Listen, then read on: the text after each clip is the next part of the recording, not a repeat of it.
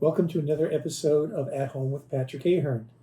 Today we're looking at a project in Cohasset, Massachusetts, a kind of colonial that's had a number of things added onto it over time.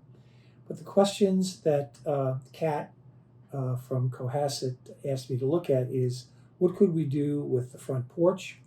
And there are a number of things I would suggest. One is she wanted to know if we could enclose the side section of it. I think that's a fine idea. And I've suggested a series of cottage windows along the front face and along the side to enclose that porch.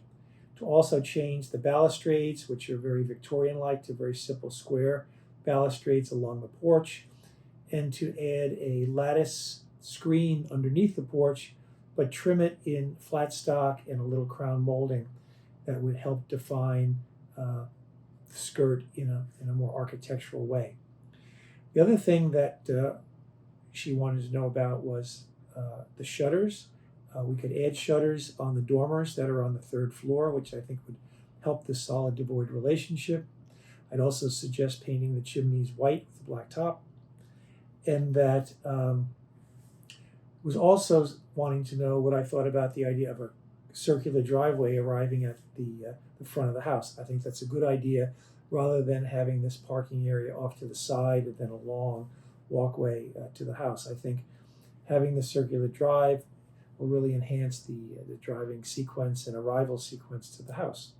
And with that, the existing fence, I think, could stay, but I would add additional landscaping along the edge of the fence to soften its look, and some maybe large holly trees framing the house itself.